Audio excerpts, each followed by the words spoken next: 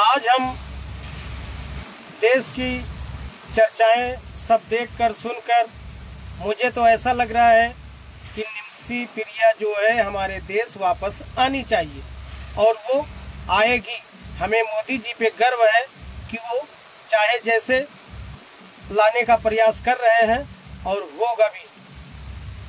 ये इस समय बहुत देरी से इस घटना को झेल रही थी निमसी प्रिया, और उन्हें अगर भारत वापस आ जाए तो अत्यधिक खुशी आ जाएगी अपने देश में, और उन्हें लाया जाए जैसे ही कुछ भी करके, चाहे क्यों ना हमें इसके बदले पैसा देना हो या कुछ भी करना हो, हमारे सभी देश के लोग एकत्रित हों आज और उन्हें लाने की प्रयास करें। और जो भी लोग हमारे चैनल को सब्सक्राइब नहीं किए हैं, चैनल को सब्सक्राइब करें, कमेंट करें, शेयर करें लोगों को, और निमसी प्रिया को आने का यहाँ खुशी मनाएं। और बुलाने के लिए यहाँ के लिए मोदी जी से सब लोग प्रार्थना करें कि मोदी जी बुलाइए उनको, कैसे भी लाइए भारत। आज का वीडियो में हम बस इतना ही कुछ कहेंगे, बाकी और क्या होगा हम आप लोग को देते रहेंगे, अपडेट करेंगे। फिर से दूसरा वीडियो हमारे चैनल पे बने रहिए। जय हिंद, जय भारत। 16 जुलाई 2025 की सुबह यमन की एक जेल में तैयारियां चल रही थी।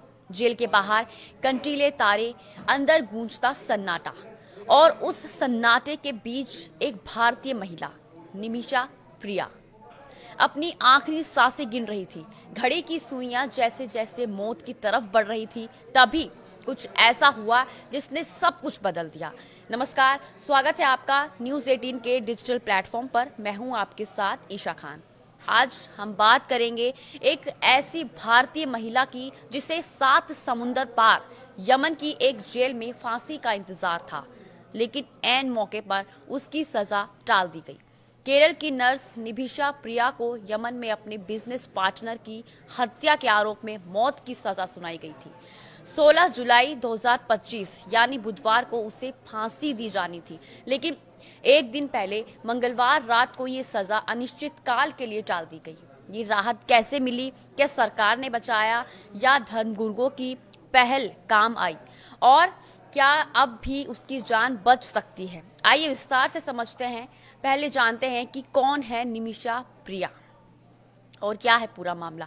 निमिषा प्रिया 38 साल की एक भारतीय नर्स हैं जो केरल के पलक्कड़ जिले की रहने वाली हैं। वो साल 2017 में नर्सिंग के काम से यमन गई थी और वहीं पर उन्होंने मेडिकल सप्लाई का एक बिजनेस शुरू किया। इसी दौरान उनकी मुलाकात यमन के नागरिक अब्दो मेहदी अल तालाला से हो जाती है, जो बाद में उनका बिजनेस पार्टनर बन जाता है। लेकिन बहुत जल्द ही दोनों के रिश्तों में खटास आने लगी और 2017 में निमिषा के मेहदी की हत्या कर दी। उन्होंने मेहदी को बेहोश करने के लिए सेडेटिव ड्रग्स दी, लेकिन ज्यादा डोज देने की वजह से उसकी मौत हो गई। पुलिस का दावा यह है कि निमिषा और उसके अन्य भारतीय नर्स ने शव के टुकड़े किए और पानी की टंकी में फेंक दिया।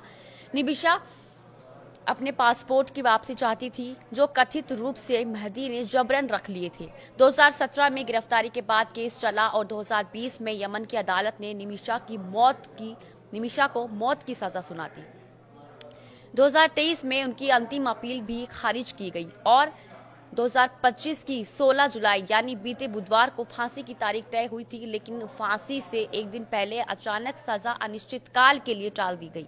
इस फांसी को टालने के पीछे 2 अलग अलग दावे सामने आ रहे हैं। पहला ये कि भारत सरकार का कहना है कि उन्होंने यमन सरकार से सीधा संपर्क कर ये राहत हासिल की है। विदेश मंत्रालय और विदेश राज्य मंत्री लगातार यमन के अधिकारियों से संपर्क में थे। सरकार ने यमनी राष्ट्रपति कार्यालय तक अपील की और इसके बाद फांसी को रोका गया। दूसरा दावा ये किया जा रहा है कि बहुत ही भावुक कर देने वाला ये दावा है, जो शायद सरकार की भूमिका से भी ज्यादा असरदार साबित हुआ। बताया जाता है कि केरल के प्रसिद्ध सुन्नी मुस्लिम धर्मगुरु कंथापुरम एपी अबू बकर मसूलियार ने यमन के बड़े धर्मगुरु शेख उमर बिन हाफिज से फोन पर बात की थी। इसके बाद शेख उमर ने अपने प्रतिनिधियों को मृतक मेहदी के परिवार से बातचीत के लिए भेजा। इस बातचीत के बाद मेहदी का परिवार ब्लड मनी या दिया के तहत समझौते पर बात करने को तैयार हो गया और फांसी टाल दी गई। कियास और दिया क्या है, ये भी आपके लिए समझना बेहद जरूरी है। दरअसल कियास, माफ कीजिएगा, किसास इस्लामिक धर्मी शरीयत कानून की एक मूल अवधारणा है जो कहती है कि अगर किसी ने जान ली है तो उसके बदले उसकी जान भी ली जा सकती है, यानी सजा होनी चाहिए वैसी जैसी अपराध था। इसे बराबरी का जवाब भी कहा जाता है, यानी अगर दुश्मन कोई हमला करता है तो ठीक वैसे ही ताकत और तरीके से उसे जवाब दिया जाए, ना ज्यादा ना कम। ये कानून सिर्फ बदला लेने का नहीं बल्कि न्याय का एक तरीका माना जाता है। लेकिन इसी के साथ एक और विकल्प भी दिया गया,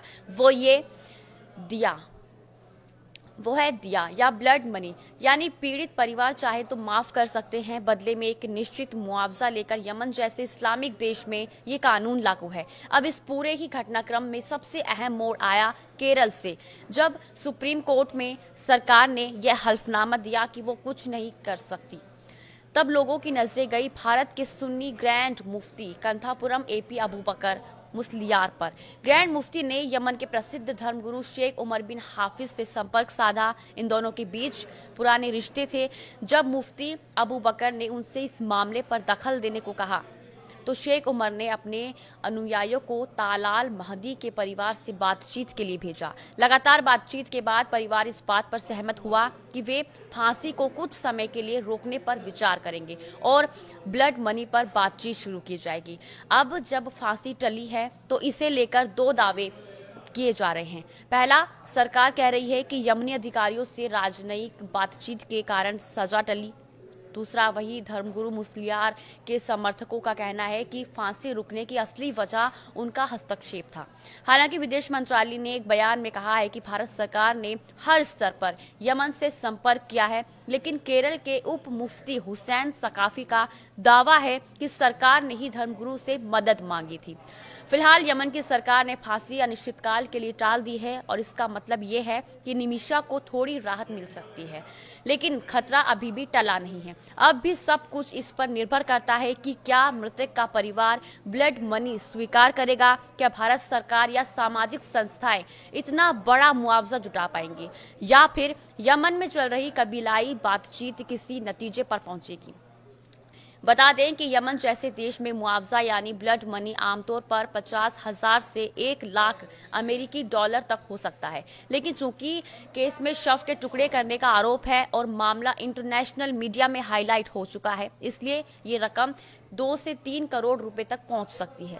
केरल और बाकी भारत में सोशल मीडिया पर हैशटैग सेव निमिषा नाम से कैंपेन चल रहा है।